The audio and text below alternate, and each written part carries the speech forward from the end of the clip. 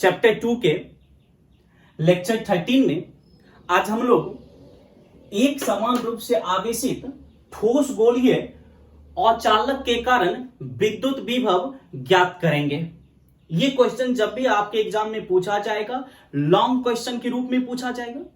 इससे पहले वाले लेक्चर वीडियो 12 में मैंने आपको एक समान रूप से आवेशित चालक गोलीय खोल के कारण विद्युत विभव ज्ञात करके बताया था। आज चालक गोलीय खोल के जगह ठोस गोलीय और चालक लेते हैं। ओके, सबसे पहले आप एक ठोस गोलीय और चालक लीजिए। ये देखिए, ये हमारे पास एक ठोस गोलीय और चालक है। ये ठोस गोलीय और चालक की जो त्रिज्या है वो त्रिज्या हम लोग R मान लेते हैं और ये इसका सेंटर C है। अब इस ठोस गोलीय और चालक को हम क्या करते हैं, विद्युत आवेश से आवेशित कर देते हैं। आपको पता है जब किसी ठोस गोलीय और चालक को विद्युत आवेश दिया जाता है तो आवेश इसके आयतन में वितरित होता है। ये देखिए Q चार्ज हमने इसको दिया और ये Q चार्ज इसके आयतन में जाकर डिस्ट्रीब्यूट हो गया, वितरित हो गया यूनिफॉर्मली।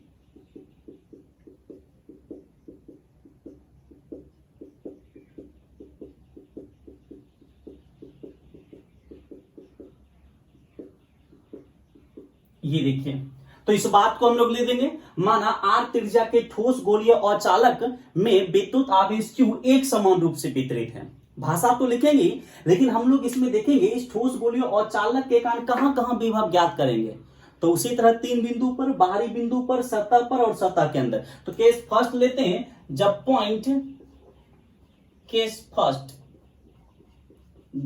पॉइंट और चालक के बाहर हो, जब पॉइंट और चालक के बाहर हो तो विद्युत विभव कितना होगा। तो ये सबसे पहले हम भाषा लिखते हैं, माना R त्रिज्या के ठोस गोलीय और चालक में विद्युत आवेश Q एक समान रूप से वितरित है। माना R त्रिज्या के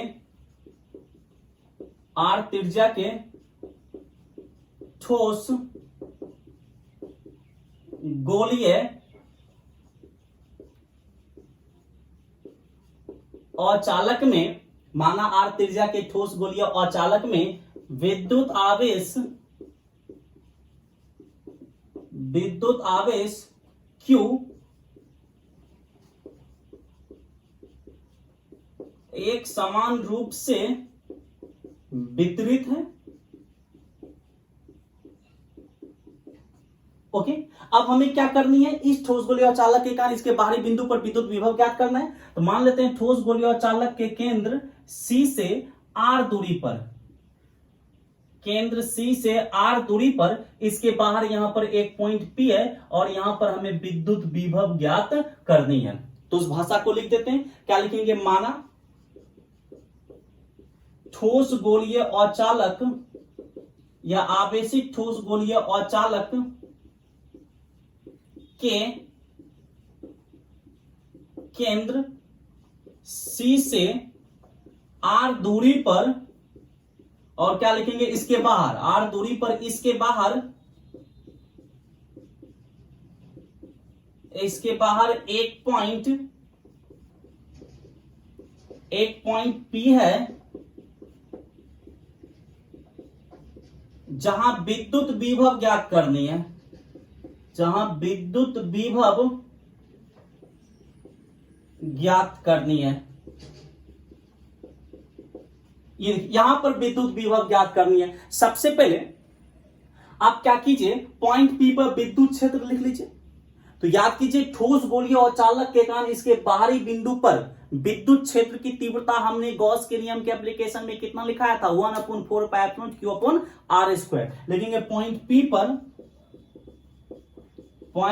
पर विद्युत क्षेत्र की तीव्रता,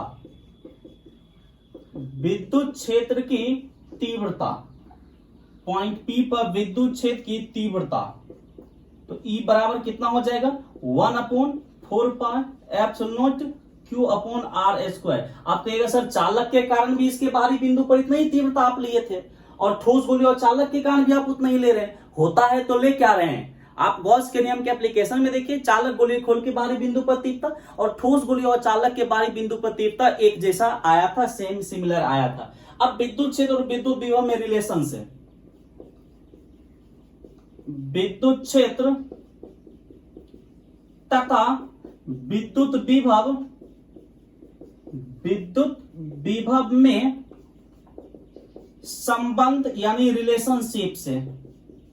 तो क्या रिलेशन है, विद्युत क्षेत्र बराबर होता है minus dv upon d r. तो देखिए डीवी बराबर क्या हो जाएगा, डीवी बराबर हो जाएगा minus E into d r. अब डीवी बराबर माइनस ई के जगह क्या दे देंगे, 1/4 pi epsilon q upon r square. तो minus 1/4 pi epsilon naught q upon r square into d r. Okay, अब दोनों तरफ इंटीग्रेट कर दीजिए, इंटीग्रेटिंग बोथ साइड,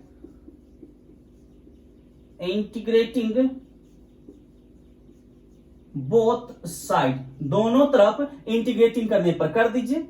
ये इंटीग्रेशन डी भी और ये हो जाएगा integration minus 1/4 pi epsilon naught q upon r square into d r करके हो जाएगा। ओके, ये देखिए dx का इंटीग्रेशन x, तो dv का क्या हो जाएगा, v हो जाएगा। जो कांस्टेंट इसको बाहर करते हैं, q आज नियत है, 1/4 पाई एप्सिलॉन नियत है, इसको बाहर करते हैं तो माइनस q बटा 4 पाई एप्सिलॉन नियत है, तो इसको बाहर करते हैं, अंदर क्या बचा 1/r square into d r. Okay, v बराबर हो जाएगा माइनस q बटा 4 पाई एप्सिलॉन नॉट। और अभी अभी कल के लेक्चर नंबर 12 में मैंने 1/r स्क्वायर का इंटीग्रेशन करके बताया था, कितना आया था, -1/r। तो इसका इंटीग्रेशन -1/r में कर देता हूं। और याद रखिए 1/x स्क्वायर का इंटीग्रेशन ही होता है -1/x, तो 1/r स्क्वायर का इंटीग्रेशन -1/r। इसीलिए v बराबर हो जाएगा minus minus plus 1/4 pi epsilon naught q बटा r।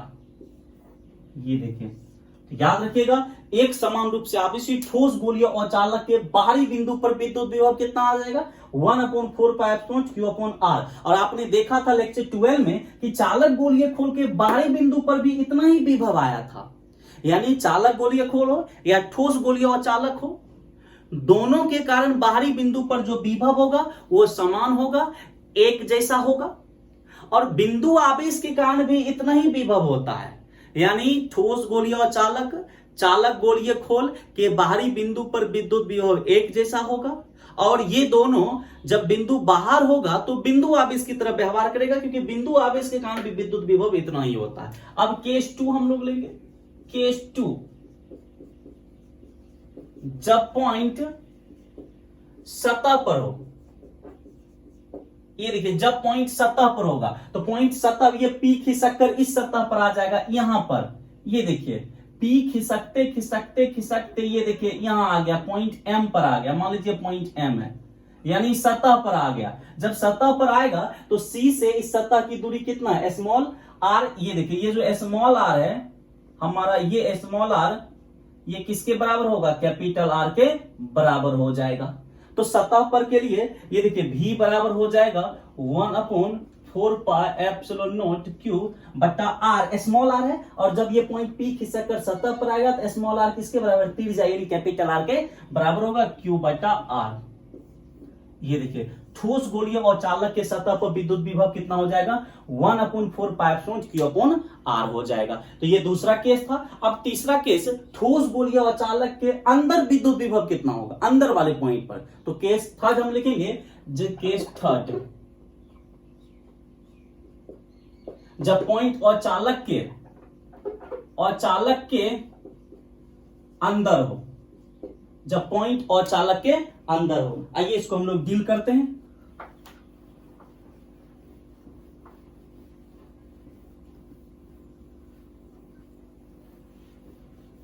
इसका पीडीएफ आपको मिल जाएगा, या पॉज करके नोट करना चाहते हैं तो आप पॉज करके नोट भी कर सकते हैं।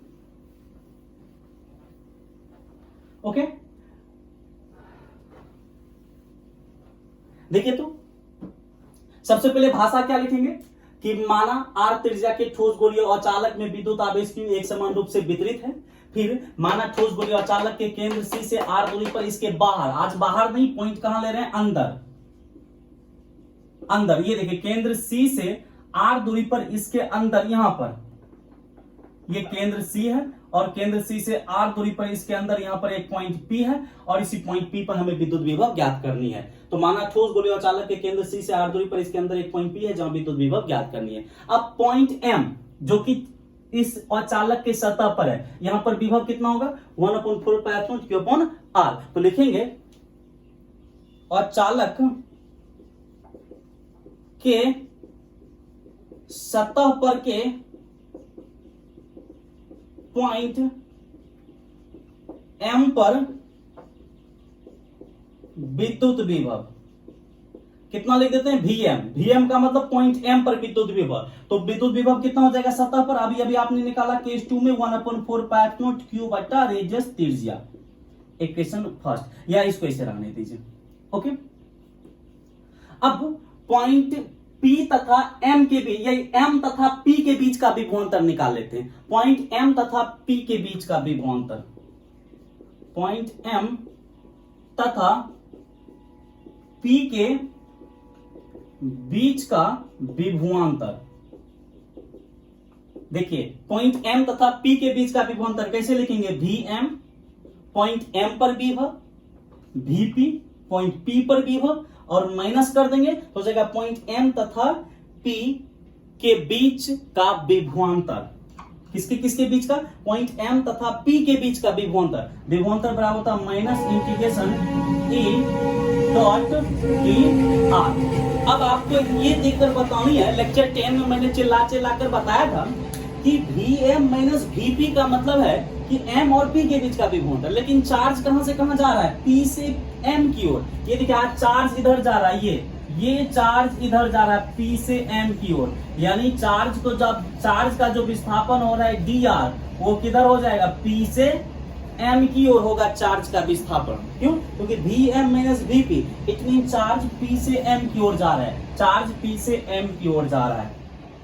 इसको करते चलिए, Vm माइनस Vp बराबर minus integration E dot dr को क्या लिख सकते हैं, E dr cos theta, A dot B को A B cos theta, E dot dr को E dr cos थीटा। और यहां एक चीज और, चार्ज कहां से कहां जा रहा है, P से M, तो P से M तक इसको इंटीग्रेट करेंगे, P से M तक इंटीग्रेट करेंगे। तो यहां ये तो P, देखिए ये जो पॉइंट P है ये केंद्र से कितनी दूरी पर, R दूरी पर, तो P के बदले क्या दे देंगे, R। ओके, अब ये M ऊपरी लिमिट, तो ये पॉइंट M केंद्र से कितनी दूरी पर है, कैपिटल R, तो यहां कैपिटल R, यानी स्मॉल r से कैपिटल R तक हम इसको क्या कर देंगे, इंटीग्रेट कर देंगे। ओके, अब नहीं समझ आया, फिर से समझिए इसको।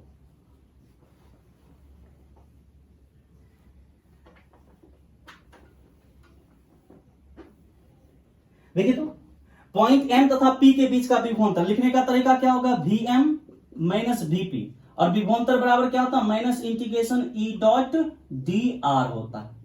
अब M और P के बीच के विभवांतर कहने का मतलब चार्ज कहां जा रहा है, P से M तक ले जा रहे हैं। ये देखिए चार्ज P से M की ओर जा रहा है, तो विस्थापन dr किधर होगा, P से M की ओर हो जाएगा। ओके, तो इसको P से कहां तक इंटीग्रेट कर देंगे, M तक इंटीग्रेट कर देंगे।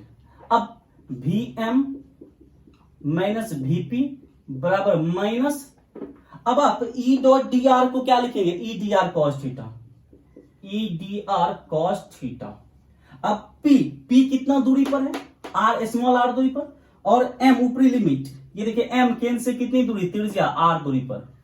ओके, अब ये जो थीटा है, ये थीटा किसके बीच का कोण होता है, E और dr के बीच का कोण होता है। तो देखिए dr कहां है, ऐसे dr इस दिशा में है, और विद्युत क्षेत्र की तीव्रता किधर होगी, तो याद कीजिए विद्युत क्षेत्र की तीव्रता पॉजिटिव चार्ज के कारण किधर होता है, आवेश से दूर की ओर होता है। मैंने गॉस के नियम के एप्लीकेशन में बताया था, इस पॉइंट P पर तीव्रता कहां होगा, बाहर की ओर होगा, और विस्थापन भी कहां हो रहा है, बाहर की ओर।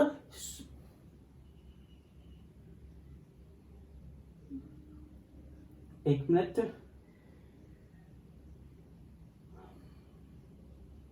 पॉइंट M तथा N के बीच का हम लोग विभवांतर Vm minus Vp,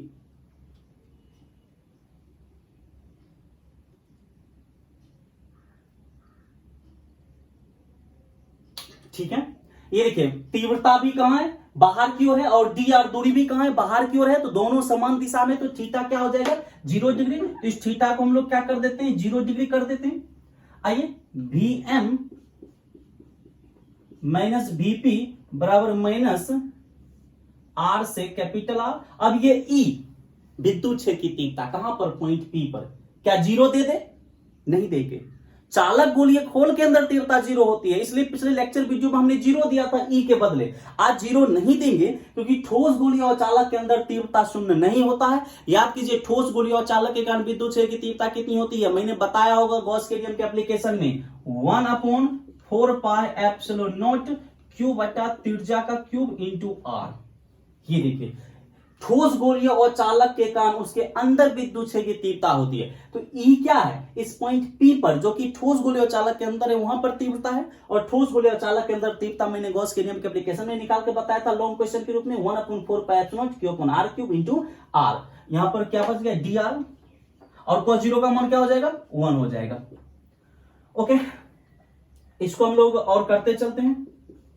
V M minus VP बराबर, अब जो चीज नियत है उसको बाहर करते हैं। देखिए Q बटा 4 पाई एप्सिलॉन और ये कैपिटल R, त्रिज्या ये तो नियत होगी, त्रिज्या तो चेंज होगी नहीं, तो ये हो जाएगा माइनस Q बटा, या इसको ऐसे लिखिए minus 1/4 pi epsilon naught Q बटा R क्यूब। ये कॉमन आ गया, अंदर क्या बचा R से कैपिटल R, और ये dr बचा, अंदर RdR बचा, RdR बच गया। ओके भाई क्या बचा RdR ही बच गया, ये सभी चीजें कांस्टेंट है, ये तो बाहर आ गया। अब करते चलिए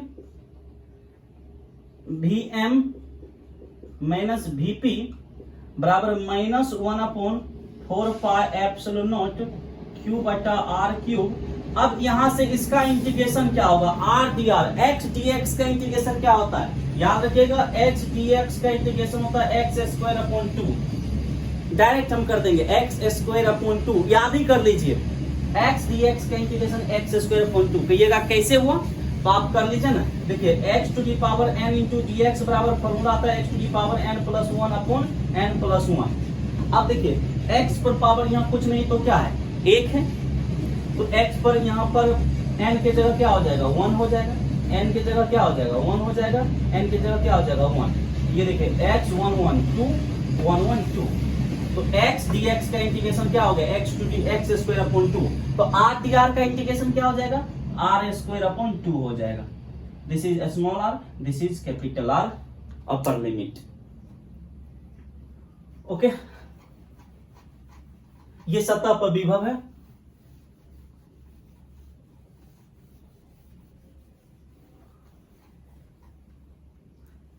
एक टर्म और लीजिए इसको, Vm माइनस Vp बराबर minus 1/4 pi epsilon naught Q बटा R क्यूब। ये देखिए R, इस R के जगह एक बार upper limit capital R put करेंगे, तो इस R के जगह ये R पुट कीजिए तो हो जाएगा R² बटा 2, माइनस कर देंगे। अब इस स्मॉल r की जगह एक बार लोअर लिमिट ये r पुट करेंगे तो R² बटा 2। लिमिट पुट करने का तरीका है कि यहां जो राशि होगी उसके नजदीक एक बार अपर लिमिट पुट कर दीजिए, फिर उसमें से माइनस कर दीजिए, यहां जो राशि होगी उसके नजदीक लोअर लिमिट पुट करके। इंटीग्रेशन का नियम है। कीजिए आगे Vm। अब एक चीज और, इस माइनस ये देखिए minus 1/4 pi epsilon naught Q upon R cube, ये टर्म माइनस है तो इधर लाएंगे तो क्या हो जाएगा प्लस हो जाएगा, और ये माइनस Vp उधर क्या हो जाएगा, क्या हो जाएगा प्लस Vp हो जाएगा। तो हम माइनस Vp को उधर भेज देते हैं और ये माइनस वाले टर्म को इधर ले आते हैं। जब ये माइनस वाला टर्म इधर आएगा तो ये पूरा टर्म इस Vm के साथ जुड़ जाएगा और ये माइनस Vp उधर चला जाएगा तो प्लस हो जाएगा। तो Vp बराबर हो जाएगा Vm प्लस, ये देखिए इधर आएगा plus 1/4 pi epsilon not 1/4 pi epsilon naught Q बटा R cube into R² 2 minus R² 2। Okay, हमें क्या निकालना है, Vp ही निकालना है, क्योंकि Vp क्या पॉइंट P पर विभव है जो कि अंदर है, वहीं पर हमें विभव निकालना। Vm क्या पॉइंट M पर विभव, M क्या है सतह पर, और सतह पर विभव अभी आपने पढ़ा केस 2 में 1/4 पाई एप्सिलॉन नॉट क्यू बटा आर प्लस 1/4πε0 क्यू बटा आर क्यूब। ओके, और इसको लीजिए r²/2 माइनस r²/2 डील कीजिए। देखिए दोनों में कॉमन आ रहा है क्यू क्यू, 4πε0 ये आर ये भी आर, तो यहां पर क्यू ये कॉमन आ जाएगा 1/4πε0 और क्यू बटा आर कॉमन आ गया। देखिए 1/4πε0 क्यू बटा आर कॉमन, तो यहां क्या बचेगा 1 प्लस इसमें 1/4πε0 क्यू अपॉन आर कॉमन आ गया, तो यहां क्या बचेगा 1/r² बचेगा। क्यों? क्योंकि एक आर तो यहां कॉमन आ गया और इधर क्या बचा r² 2 माइनस r²/2। ओके, तो Vp बराबर हमारे पास आ गया 1/4πε0 क्यू अपॉन आर 1 प्लस ये देखिए 1/r² को इस r²/2 से गुना करेंगे, r² कैंसिल, क्या बचेगा 1/2 बचेगा, माइनस इस 1/r² को r²/2 से गुना करेंगे, क्या बचेगा 1/2, ऊपर है r² और नीचे है ये r²। ये देखिए हमने कुछ नहीं किया, 1/r² के एक बार इससे गुना किया 1/2 आया, 1/r² के एक बार इससे गुना किया r² बट्टा r² का हाफ है, हाफ r² बट्टा r² आ गया। ओके, अब Vp बराबर हो जाएगा 1/4πε0 क्यू अपॉन आर। ये देखिए 1 प्लस ये 1 और ये हाफ, एक में आधा को जोड़ेंगे 1.5 को लिख सकते हैं 3/2 माइनस ये हो गया r² बटा 2r²।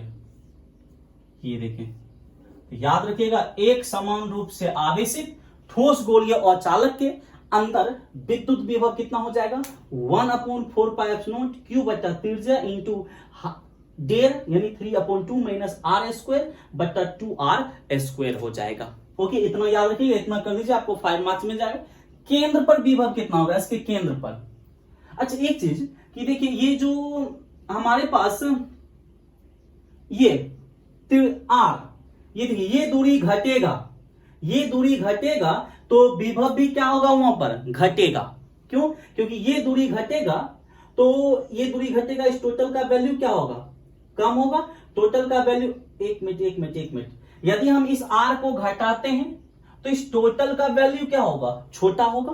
टोटल का वैल्यू जितना छोटा होगा तो उतना छोटा इसमें से माइनस होगा, जितना छोटा माइनस होगा उतना बड़ा वैल्यू प्राप्त होगा। यानी ये आर घटेगा तो पोटेंशियल हमारा क्या होगा बढ़ेगा, यानी ज्यों ज्यों नजदीक जाएंगे सेंटर की ओर हमारा पोटेंशियल बढ़ता चला जाएगा। सेंटर पर केंद्र पर कितना होगा एट सेंटर, यानी ठोस गोली और चालक के केंद्र पर पोटेंशियल। तो केंद्र पर जब जाएंगे P से केंद्र पर तो ये R क्या हो जाएगा 0 हो जाएगा। तो केंद्र पर के लिए पुट R बराबर 0, केंद्र पर ये स्मॉल r जो दूरी है वो 0 हो जाएगा। तो कीजिए VC यानी केंद्र पर 1/4πε0 क्यू बटा R 3/2 माइनस ये R क्या हो जाएगा 0 का स्क्वायर बटा 2r²।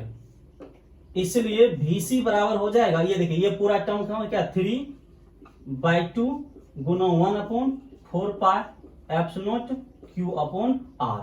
ये देखिए ये सेंटर पर विद्युत विभव हो गया, इसलिए या VC बराबर आप इसको ऐसे भी लिख सकते हैं VC बराबर 3/2 और ये देखिए 1/4πε0 क्यू अपॉन R, ये कहां पर विभव होता है सरफेस पर, तो ये 1/4πε0 क्यू अपॉन R को लिख सकते हैं V सरफेस, यानी केंद्र पर जो विभव होगा सतह पर के विभव का कितना गुना 3/2 गुना, यानी 1.5 गुना होगा।